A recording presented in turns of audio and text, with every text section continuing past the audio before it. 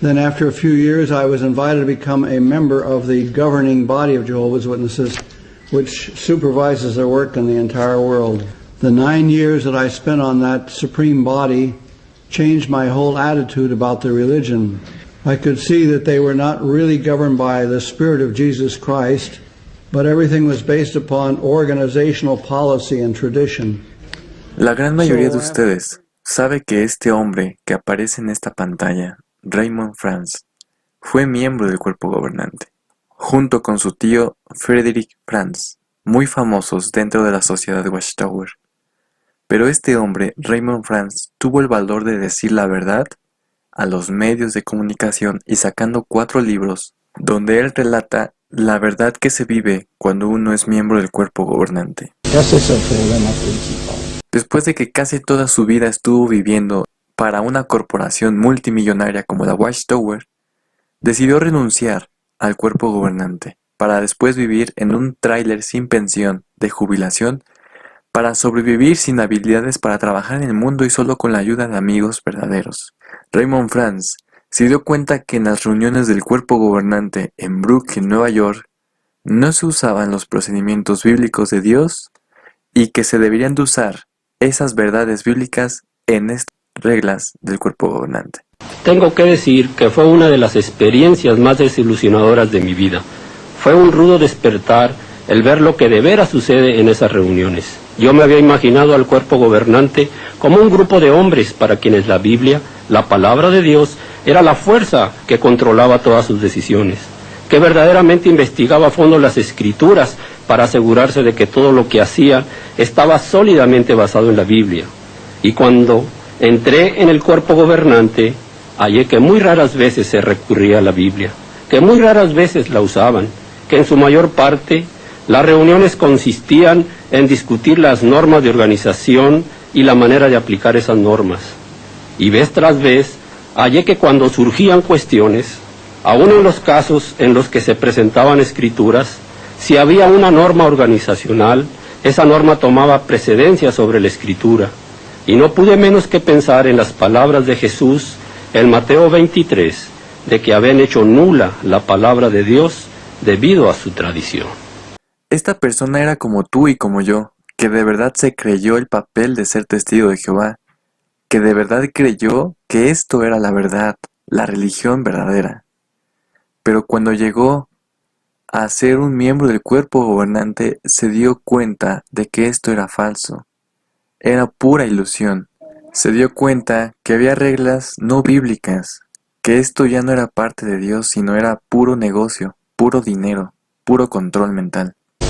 Es curioso también que en una organización espiritual, en una organización que tiende, dijéramos, a la salvación del alma, pues se le dé tanta importancia a la actividad, en definitiva, a una actividad económica como es la actividad que representa la publicación constante de folletos, libros, etcétera, y a los bienes materiales de la organización, ¿no? El tema de los números, de las cifras, eso puede ser muy interesante para una corporación industrial, pero sí, para una corporación religiosa es frecuente. Pero en la mente de ellos, toda esa prosperidad material, los bienes raíces, las propiedades grandísimas en algunos países, Alemania, Francia, España, Brasil, los grandes edificios, y ellos van ahí de visita y miran todo eso, muy impresionante. Y todo eso se convierte en evidencia de la aprobación y bendición divina.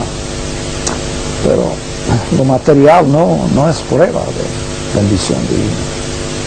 Cristo no tenía nada de eso, sus discípulos no tenían nada de eso. Cuando dijeron, mira, Señor, al templo, qué grandes edificios. Jesús no dijo que esa era evidencia de bendición divina.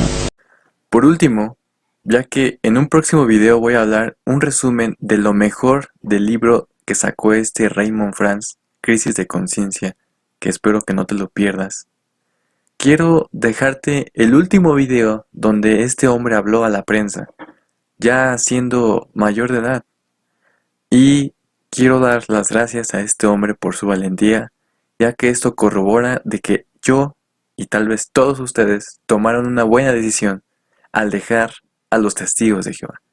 Así que muchas gracias Raymond Franz y prestemos atención a su última conferencia que él dio. My parents were associated with the Watchtower organization before I was born.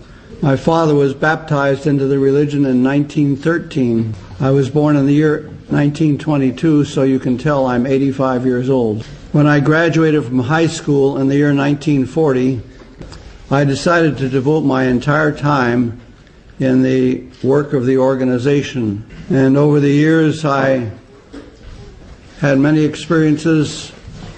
I experienced mob violence where Jehovah's Witnesses were attacked by individuals who consider themselves super patriots. I served as a missionary in the Caribbean for 20 years. I lived with people in their homes, ate their food, and I suffered various diseases of that area, including hepatitis and dengue fever.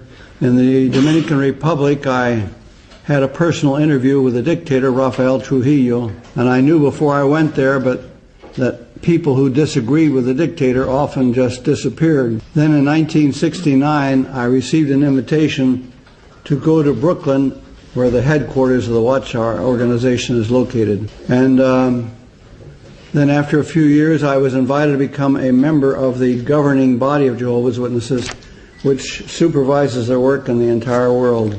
The 9 years that I spent on that supreme body changed my whole attitude about the religion. I could see that they were not really governed by the Spirit of Jesus Christ, but everything was based upon organizational policy and tradition. So after a period of time, it came to the point where I could not conscientiously continue.